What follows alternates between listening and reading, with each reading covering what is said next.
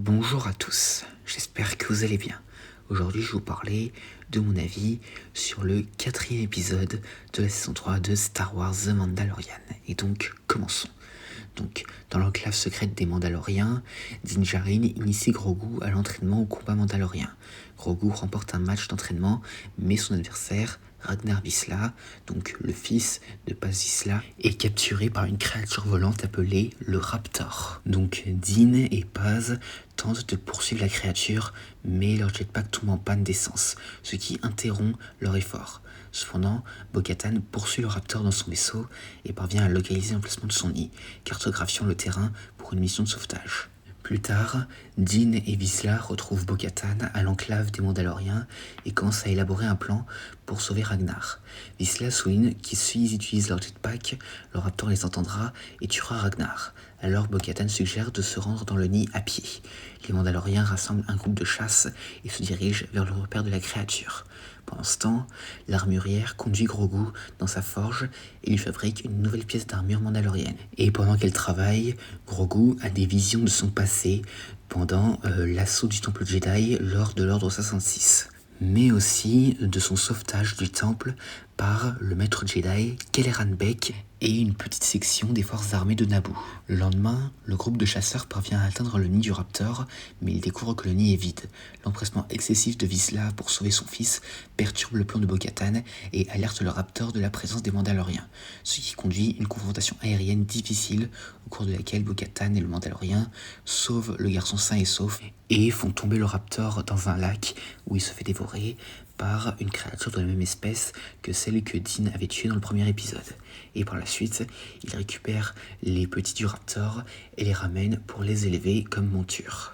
Alors que l'armurière remplace l'épaulière de Bo-Katan perdue pendant le combat contre le Raptor, Bo-Katan révèle sa rencontre avec le mythosaure. Mais l'armurière répond à son récit avec une incrédulité indifférente. Et c'est la fin. Alors, qu'est-ce que j'en ai pensé ? Alors, très clairement, cet épisode rattrape le précédent. Alors déjà, c'est assez impressionnant de voir Grogu s'entraîner et gagner aussi contre le Ragnar. Et donc, on peut clairement voir que l'entraînement avec Luke a porté ses fruits. Et donc, alors, le Raptor, franchement, c'est une créature assez stylée. Et d'ailleurs, je me demande pourquoi il s'appelle ça un Raptor, parce que quand même, c'est pas pareil que genre les Raptors qu'on verrait dans Jurassic Park ou autre. Hein. Enfin voilà quoi. Et le flashback de Grogu et son sauvetage par Kelleran Beq, alors clairement, meilleure partie de l'épisode. Surtout Kelleran Beq qui est joué par Ahmed Best, qui est l'acteur qui jouait Jar Jar Binks dans la prélogie, ce qui lui permet de faire un retour assez inattendu, qui a fait plaisir aux fans.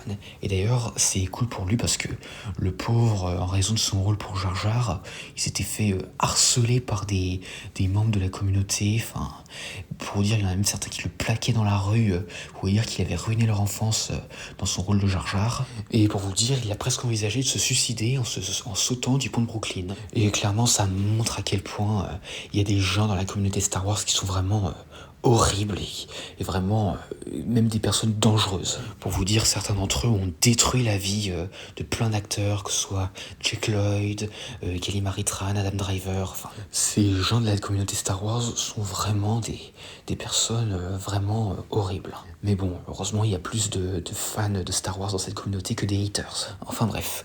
Enfin, en tout cas, Ahmed Best, il a vraiment bien géré son personnage.